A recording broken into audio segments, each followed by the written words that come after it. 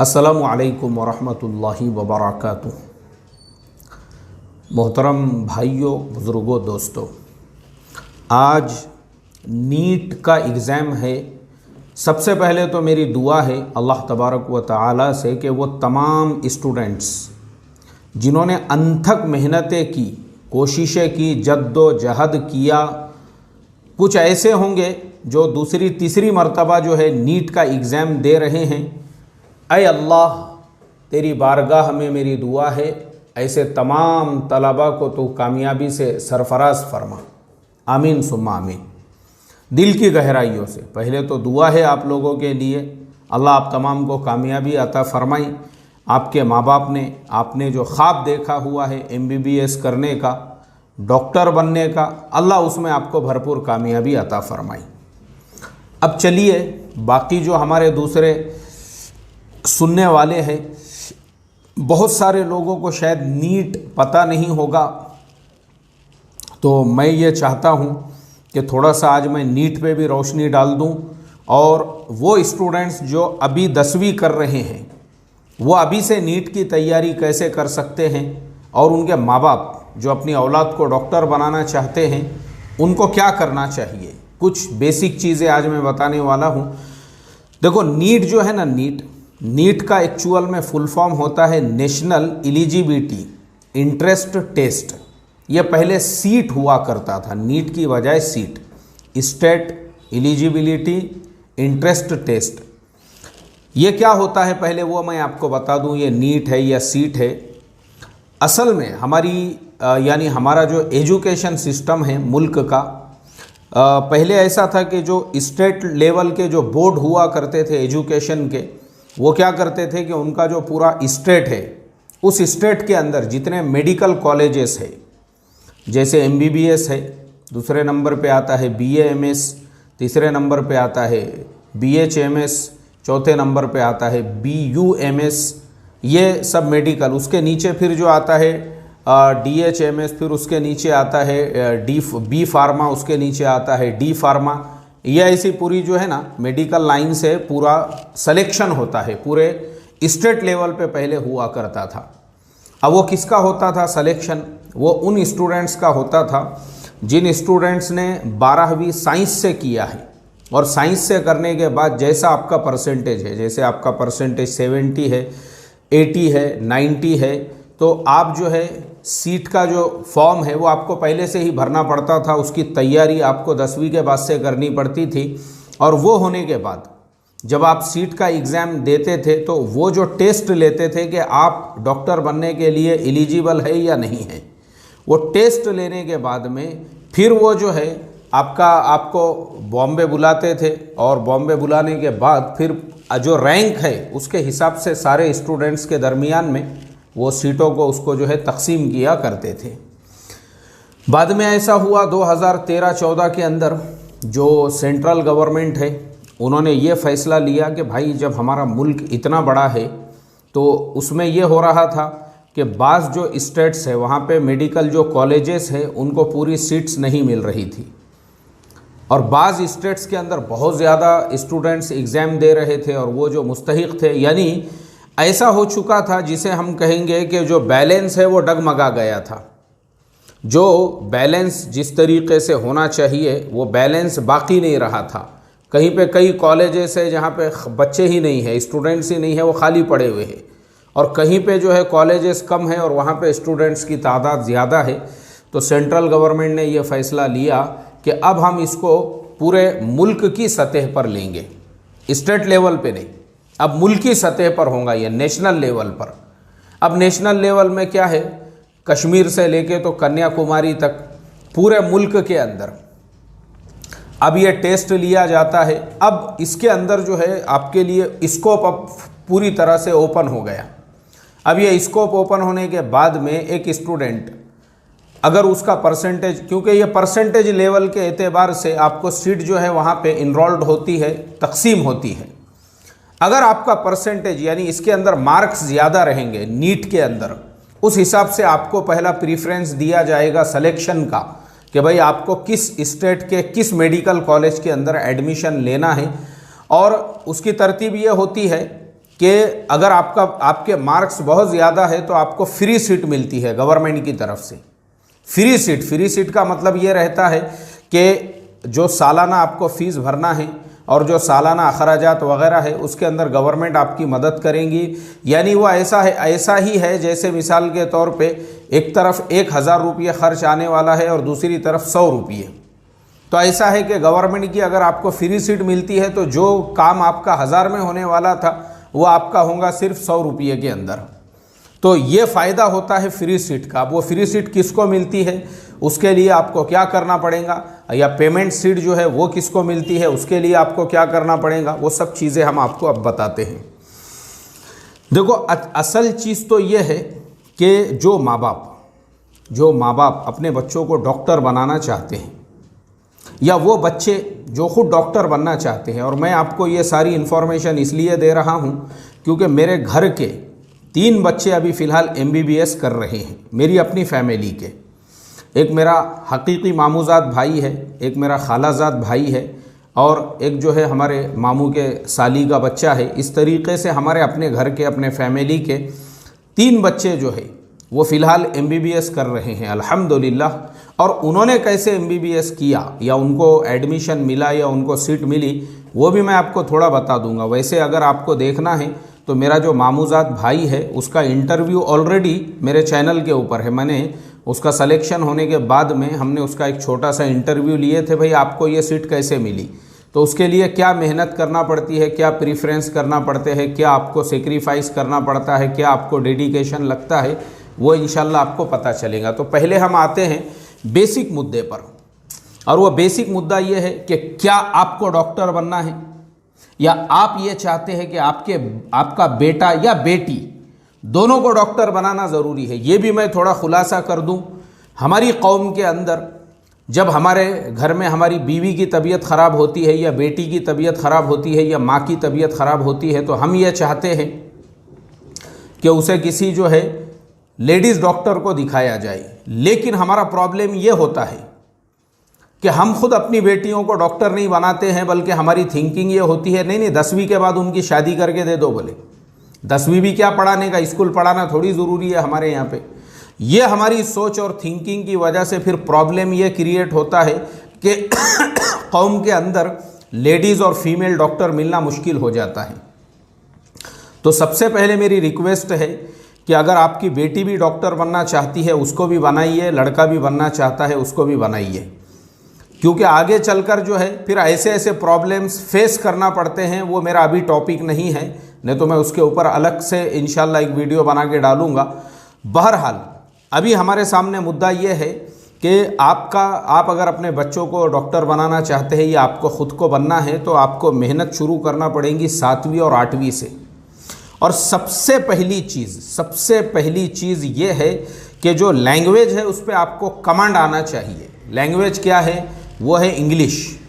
और आप बोलेंगे कि इंग्लिश हम कैसे सिखाएं, तो बहुत आसान है। यूट्यूब के ऊपर आज इतने इंग्लिश सिखाने वाले मौजूद है, आप जो है उनके वीडियोस अपने बच्चों को दिखाइए। जो बच्चे आपके फालतू वीडियोस देखते हैं, पबजी गेम खेलते हैं, कॉमेडी के वीडियो देख रहे हैं, कपिल शर्मा के वीडियो देख रहे हैं, उससे अच्छा तो ये है कि आपके बच्चे जो है इंग्लिश लैंग्वेज और लर्निंग। एक हमारे मौलवी साहब है, देखो बेचारों का मैं देखते रहता हूँ कभी कभी वीडियो, और मुझे तो दिल से मैं उनके लिए दुआ करता हूं कि एक मौलवी इंसान होकर इतने आसान अंदाज से उन्होंने जो है इंग्लिश सिखाने का एक चैनल बनाया हुआ है, और वो बहुत अनथक मेहनत करते हैं। लेकिन लोगों को ऐसा लगता है मौलाना आदमी है ये, इसको क्या समझ रहा इंग्लिश के बारे में।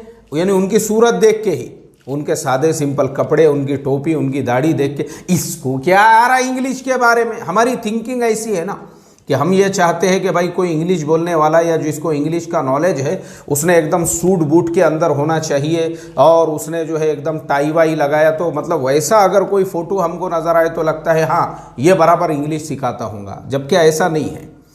खैर, तो सबसे बेसिक चीज़ ये है कि आप अपने बच्चों को जो है ना, उनको पहले इंग्लिश में उनको कमांड आनी चाहिए। क्यों आना चाहिए?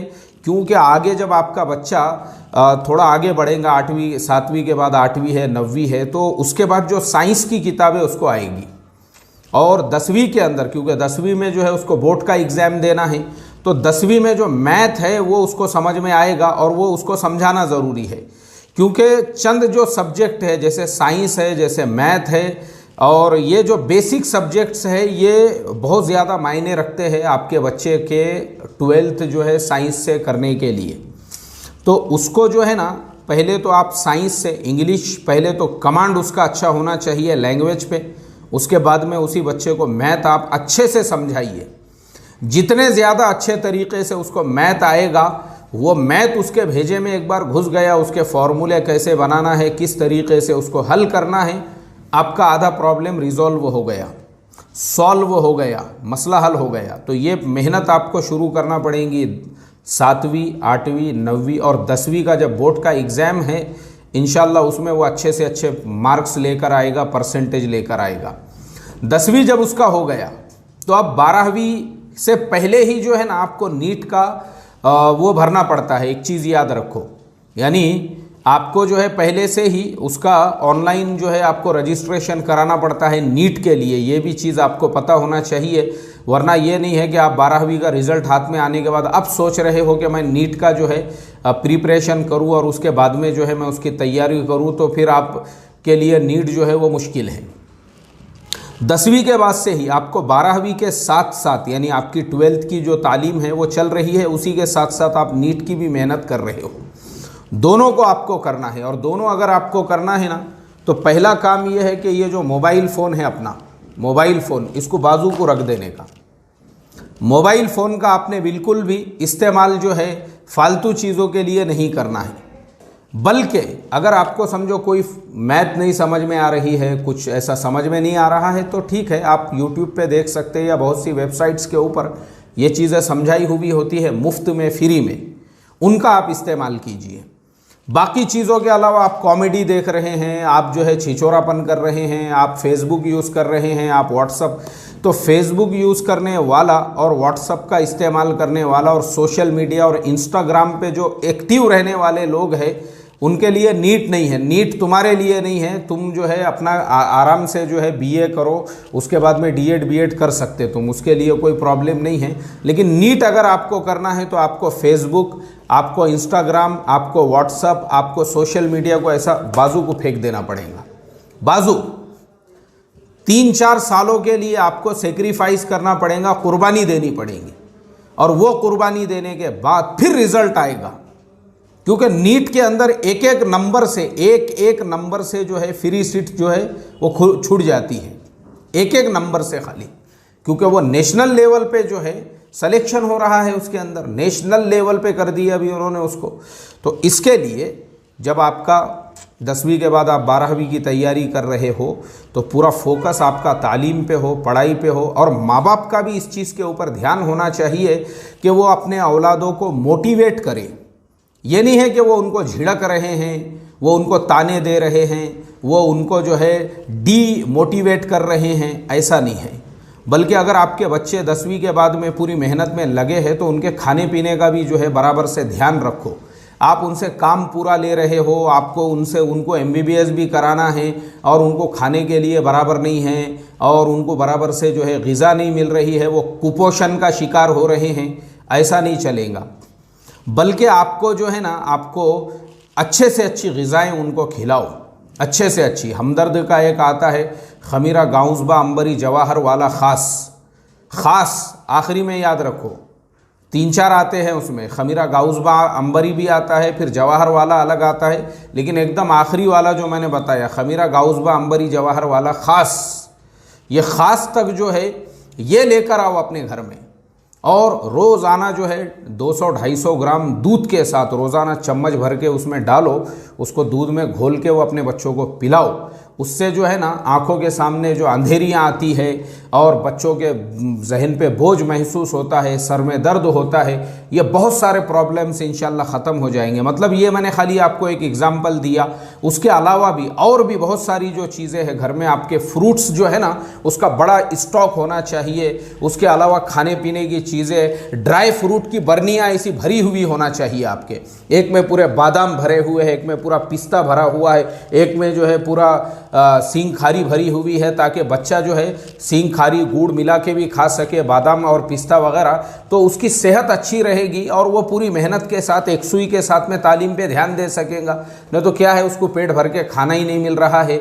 जैसे हमारी दर्द भरी कहानियाँ होती है कि हमारी कौम के अंदर अक्सर बच्चे वो होते हैं, कोई रिक्शा चला के जज का एग्ज़ाम पास कर रहा है तो किसी की वालिदा जो है चूड़ियाँ बेचकर अपने बच्चों को IAS का एग्ज़ाम दिला रही है, और किसी का बाप जो है वो रिक्शा चलाकर जो है अपने बेटे को UPSC करा रहा है। ये जो हमारी दर्द भरी कहानियाँ होती हैं, तो इसमें क्या हो जाता है, बच्चे डीमोटिवेट हो जाते हैं। डीमोटिवेट ऐसा मत करो, बल्कि अपने बच्चों के। और मैं आपको बताता हूँ, आप बोलेंगे यार मौलाना तुम थोड़ा ज़्यादा बोल रहे यार, बादाम की बरनी भरी हुई और पिस्ते की बरनी और सींग खारी की बरनी भरी हुई, कहाँ से लेके आएंगे हम इतने पैसे? आप बिल्कुल ला सकते हैं। ये जो आप अपने शादियों में, अपने वलीमों में, अपने मंगनी के प्रोग्रामों में, और ये मेहमानों को तुवाल उड़ाने में, लुंगी उड़ाने में, चड्डी उड़ाने में, पैजामा उड़ाने में, और जो है इसमें जो पैसा बर्बाद करते ना, मत करो उसको, कोई ज़रूरत ही नहीं है उसकी। वही पैसा अपने बच्चों के एजुकेशन पे लगाओ, उनके खाने पीने पे लगाओ, उनके तंदुरुस्ती के ऊपर लगाओ, तो वो बच्चे आपको रिज़ल्ट देंगे। एक ऐसा रिज़ल्ट आएगा, फिर वही बच्चे आगे चलकर MBBS करेंगे, वही बच्चे आगे चलकर UPSC करेंगे, वही बच्चे आगे चलकर कलेक्टर बनेंगे, जज बनेंगे वही बच्चे। तो ऐसा ये माँ बाप का काम होता है, अपनी औलाद का ऐसा ध्यान रखे, ख्याल रखे। खाली तालीम तालीम तालीम नहीं, उनको झिड़कना, उनको जो है डांटना, उनको ताने देना, और ये जो है ना खट्टे घराने बच्चों को बिल्कुल मत सुनाते जाओ। बहुत सारे बुड्ढों को देखा हूँ मैंने, बहुत सारे माँ बाप को, अपनी औलादों को अपनी दर्द भरी कहानियाँ, अरे हमारे ज़माने में तो हम ऐसी मेहनत करते थे और हमने ऐसा, बस कर रे बाबा, बस करना।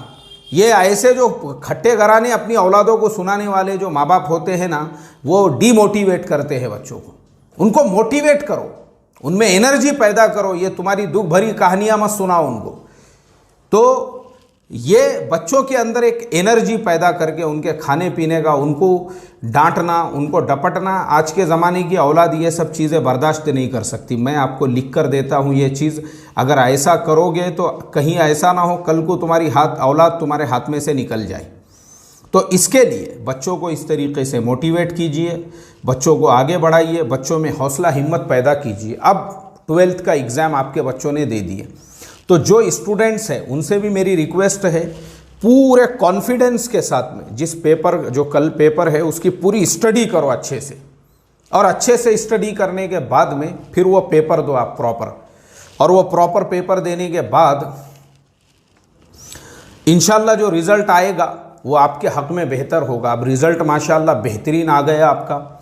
नीट का तो रजिस्ट्रेशन आपने पहले से ही कर लिया हुआ था ऑलरेडी।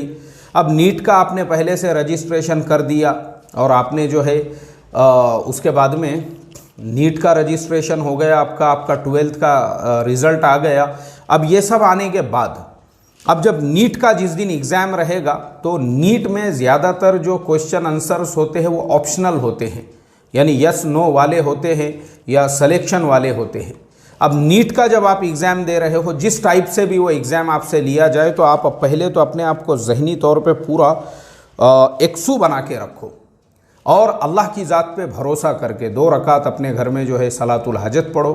फ़ज्र की नमाज़ के लिए उठ जाओ, फ़ज्र के बाद दुआ करो, सूरतुल यासीन पढ़ो, पूरे कॉन्फिडेंस के साथ में जो है एग्ज़ाम देने के लिए जाओ, और इम्तिहान का पर्चा पूरा अच्छे तरीके से लिखो, या ऑप्शनल है तो उसके ऑप्शंस जो है बराबर प्रॉपरली भरो। और वो सब पूरा आपका होने के बाद, इम्तिहान होने के बाद में, अब अगर उसका रिज़ल्ट, आप अल्लाह से ये उम्मीद रखो, कहना है अल्लाह कामयाब और नाकाम करना तेरे हाथ में है, मेरा काम था एग्ज़ाम देना, मैंने दे दिया। अब मान लो अगर आप उस एग्ज़ाम में पास हो जाते हैं और माशाल्लाह आपका जो है मेडिकल के लिए नंबर लग जाता है, तो अपने जो पैर है उसको ज़मीन पे ही रहने दो। वरना क्या होता है, बहुत सारे स्टूडेंट्स अगर उन्होंने नीट पास कर लिए या उनका मेडिकल को नंबर लग गया ना, उसके बाद वो अभी से हवा में उड़ने लग जाते हैं। वो अपने आप को अभी से ही जो है ना MBBS MD डॉक्टर से भी उनका भी बाप समझने लग जाते हैं। तो ऐसा नहीं समझने का, घमंड में नहीं आने का, अकड़ में नहीं आने का, बल्कि अपने पैर ज़मीन पे ही रखने का। अपने अंदर पूरा तवाज़ो होना चाहिए, पूरी आजीज़ी होना चाहिए, पूरी इनकिसारी होना चाहिए, और आपने जो है पूरा फोकस, पूरा ध्यान अपनी तालीम पे देना चाहिए। ऐसे ही स्टूडेंट्स आगे चल के जो तरक्यात पे पहुँचते हैं ना, वह ऐसे तवाज़ो, ऐसी आजिज़ी, ऐसी इनकी सारी के बाद में ही। वरना फिर मैंने देखा हूँ बहुत सारे स्टूडेंट्स ओवर कॉन्फिडेंस जब हो जाते हैं तो फिर वो फेल हो जाते हैं, आगे कुछ भी नहीं कर पाते हैं। वो ना वो फर्स्ट ईयर निकाल पाते हैं, ना सेकेंड ईयर, ना थर्ड ईयर, और फिर उनके सामने 50 टाइप के मसाइल होते हैं, बस उसी में उनकी लाइफ बर्बाद हो जाती है। तो ये चीज़ों में नहीं पढ़ने का। दूसरी चीज़, अगर मान लो आप फेल हो जाते हैं, और अगर आप फेल हो गए या आपका जो है यानी उतना परसेंटेज नहीं आया, आपको MBBS करना था, तो या तो आप BA MS या MBBS के बराबर में नहीं पहुँचे हैं, तो अपने आप को डीमोटिवेट नहीं होने का, बल्कि अल्लाह की ज़ात से ये उम्मीद रखने का कि अरे अल्लाह मैं 1 साल और मेहनत करूँगा। अब 1 साल और मेहनत करो, जी तोड़ मेहनत करो, अपना जो है पूरा लगा दो तालीम के लिए, और अगले साल आप एग्ज़ाम दो। इंशाल्लाह अगले साल आपको कामयाबी मिलेगी। जैसे मैंने आपको बताया कि हमारे मामूजात भाई है, खालाजात भाई है, फैमिली के 3 बच्चे आज जो है अल्हम्दुलिल्लाह वो MBBS कर रहे हैं। उन्होंने ऐसा ही किया। पहली मर्तबा में जब मार्क्स कुछ कम आए तो उन्होंने क्या किया, फिर मोबाइल जो है उसको फेंक दिए बाजू को, चलो मोबाइल की ज़रूरत ही नहीं है, अब खाली किताबें, तालीम और पूरा फोकस पब्लिक से, लोगों से, सोशल मीडिया से, फेसबुक से और ये सारी चीज़ों से अपने आप को दूर करके पूरा बस वो घुस गए अपने तालीम के अंदर। और जब उसके बाद उन्होंने एग्ज़ाम दिए तो रिज़ल्ट उनके हाथ में था, एकदम जो है मेरिट के अंदर उनके नाम आ गए, लिस्ट के अंदर सबसे ऊपर उनके नाम, और पूरा उनको फ्रीडम। पूरे इंडिया में आप किस कॉलेज के अंदर एडमिशन लेना चाहते हैं, आपका मोस्ट वेलकम है, क्योंकि आपके मार्क्स वो लेवल के आए हुए हैं। तो इसके लिए मेरी रिक्वेस्ट है, मेरी दरख्वास्त है कि पूरी मेहनत करो। और आज जो एग्ज़ाम है नीट का, मेरी तरफ से तमाम जो बच्चे हैं माशाअल्लाह, फिर एक बार मेरी दुआ है अल्लाह तमाम बच्चों को कामयाबी अता फरमा। लेकिन अगर कोई नाकाम भी हो जाता है, नाउम्मीद नहीं होने का, नाउम्मीद नहीं होना है, नाउम्मीद नहीं होना है। अपने अंदर होप, अपने अंदर उम्मीद। 1 साल आप फेल हो गए, लाइफ ख़त्म नहीं हुई। मैदान और घोड़ा दोनों भी आपके सामने हैं। रेस पहली मर्तबा में अगर आप हार भी गए कोई बात नहीं है, घोड़ा और मैदान आपके साथ में है। पूरा साल मेहनत करते रहो कि अब अगली रेस में मैं पहले नंबर पे आऊँगा। जैसा मैंने बताया, मेरा भाई है, मामू का लड़का है, माशाअल्लाह फेल हो गया। फेल मतलब कम नंबर आए उसको पहले साल में, लेकिन उसने हिम्मत नहीं हारा। हालांकि वो कम नंबर में भी उसका नंबर लग रहा था BA MS के लिए, BU MS के लिए, BH MS के लिए। उसने कहा नहीं, मुझे ना BA MS करना है, ना BU MS, ना BA, मुझे करना है तो MBBS ही, चाहे मुझे 2 मरतबा देना पड़े, 3 मरतबा, कितनी भी मरतबा मैं झोंक डालूंगा अपने आप को, लेकिन बनना है तो मुझे MBBS ही करना है। और माशाअल्लाह सिर्फ 1 साल की कुर्बानी, उसने हिम्मत नहीं हारा, हौसला नहीं हारा। जो अल्लामा इकबाल ने कहा कि उकाबी रूह जब बेदार होती है जवानों में, नज़र आती है उनको अपनी मंजिल आसमानों में। नहीं तेरा नशेमन कसरे सुल्तानी के गुंबद पर, तू शाही है बसेरा कर पहाड़ों की चट्टानों में। उकाबी रूह जब पैदा हो गई उनके अंदर तो उन्होंने कहा कि नहीं, बस मुझे करना है तो MBBS ही। और आज रिजल्ट उनके हाथ में है। तो ऐसे ही जो बच्चे अगर हमारे फेल भी होते हैं, ना उम्मीद नहीं होना है, बस इतना याद रखो, बल्कि अपने आप को और अच्छे से तैयार करने का, और फिर पूरी ताकत के साथ में जो है अगले साल एग्ज़ाम देने का, ताकि आपका नंबर लग सके। हमारी यही अल्लाह तबारक व ताला से दुआएं हैं, और आपके माँ बाप के लिए भी हमारी दुआएं हैं कि आप, अल्लाह ताला आपके माँ बाप की मेहनतों को कबूल फरमाएं।